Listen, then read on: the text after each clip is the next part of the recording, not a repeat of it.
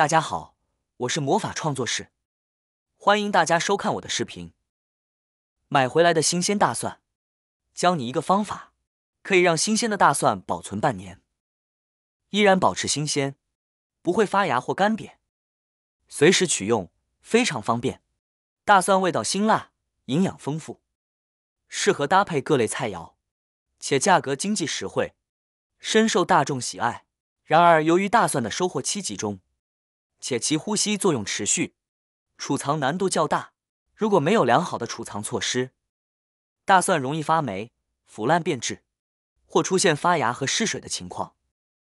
因此，掌握常见的储藏方法至关重要。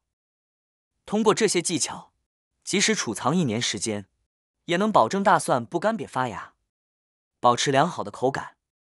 第一个方法，准备一个塑料袋，将所有的大蒜放入其中。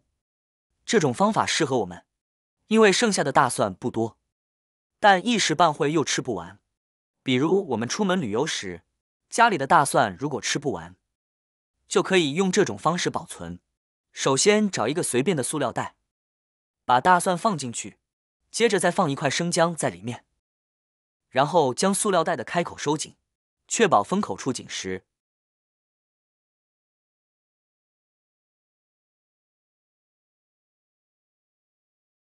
接下来找一根牙签，在袋子的上面戳一些密密麻麻的小孔，这些透气孔可以让袋内保持空气流通，防止湿气积聚。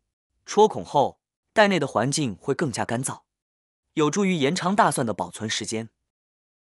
我们可以直接将大蒜放入冰箱的冷藏室保存，一定要放在冷藏室哦，这样可以有效防止大蒜发芽，保持其新鲜，不易干瘪或变坏。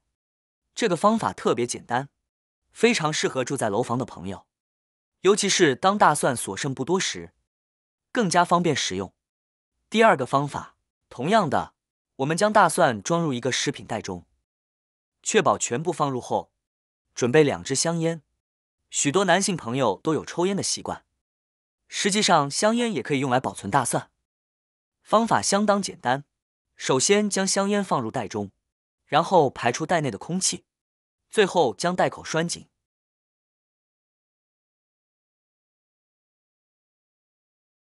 接着将袋子放入冰箱的冷藏室。需要注意的是，冷藏室的温度应保持在5度以下，因为温度超过5度时，大蒜就会开始生长并发芽。温度是影响大蒜发芽的一个重要因素。冰箱内的低温可以有效抑制大蒜的发芽，但要注意的是，冰箱里的湿度通常较大，因此我们需要保持大蒜的干燥，避免潮湿导致大蒜腐烂。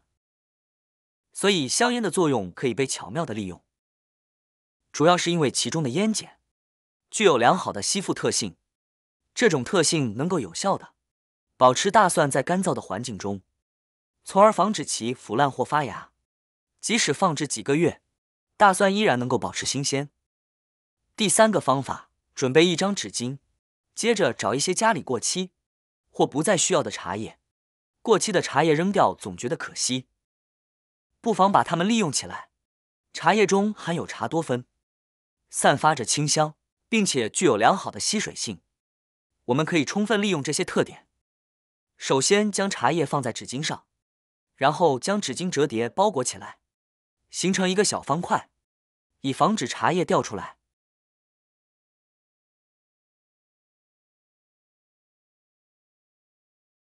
接着用橡皮筋将包裹好的纸巾绑紧，这样就制作成了一个简易的茶叶包。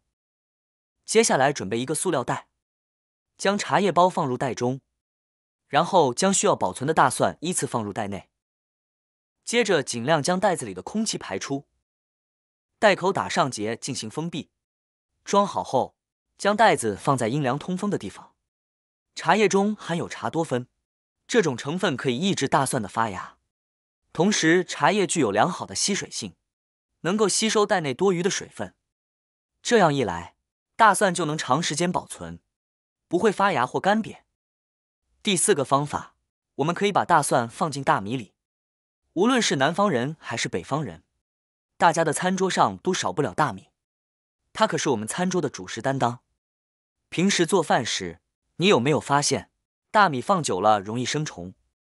好好的粮食就这样浪费了，真让人心疼。其实有个简单又实用的办法，就是把大蒜放进大米里储存。这个小窍门效果特别好，有2个主要好处。首先，大蒜本身保存起来就有点麻烦，放久了容易干瘪或发芽。但如果把它埋在大米里，就能保存得更久。大米就像给大蒜搭了的保护罩，使大蒜保持干燥，从而一直保持新鲜。再说大米，许多人都为大米生虫而感到烦恼。其实放入大蒜可以有效减少这个问题，这是因为大蒜会散发出一种特殊的气味，虫子对此十分敏感，闻到后就会远离大米，相当于给大米请了一个驱虫卫士。操作起来非常简单，你只需在米缸或装大米的袋子里找几个地方，将大蒜埋进去，然后让大米将大蒜严严实实地覆盖住即可。整个过程不需要复杂的工具，轻轻松松就能搞定。第5种方式，保鲜膜保存法。将每2到3颗大蒜放在一起，用保鲜膜紧紧包裹起来。在包裹的过程中，要一边卷动保鲜膜，一边将里面的空气尽量排出。保鲜膜具有良好的密封性，可以有效的将大蒜包裹在一个相对密闭的空间中，从而防止大蒜的水分和营养成分流失。包裹的2端也要收口紧实，以确保密封效果。完成后，将包裹好的大蒜放在阴凉通风的地方即可。第6个方法，我们将买回来的大蒜全部掰成小瓣。在剥蒜的过程中，如果发现有发软、发黏或腐坏变质的大蒜，要及时清理掉，防止一个坏了拖累2个，2个坏了影响一堆。经过清理后，剩下的大蒜才能保存得更加长久。最后全部包好后，我们就可以安心储存了。准备一个干净、无水无油的密封塑料罐，请确保使用的是塑料罐，绝对不要使用玻璃罐。将包好的大蒜全部放入这个塑料罐中，接着放入1包食品干燥剂，最好将其放在罐子的中间位置。最后拧紧盖子，确保罐子处于一个密封的状态。接着将大蒜放入冷藏室中，可以有效延长其保存时间。这样不仅能防止发芽和干瘪，还能避免变坏和腐烂。以这种方式保存的大蒜，随用随取，既方便又实用。此外，放在冰箱内也不会占用太多空间。今天我将分享几种保存大蒜的小技巧，大家可以根据自己的实际情况，选择最适合自己的保存方法。好啦，今天的视频内容呢就分享完了。喜欢我的视频的朋友们，记得点赞、转发、分享哦。希望可以帮助到更多的朋友。或许你有更多更实用的小技巧，欢迎评论区留言分享哦。点击我的视频头像，还可以观看更多的生活技巧。每天呢都会分享不同的精彩视频，别忘了关注我哟。感谢您的支持，我们下期再见了。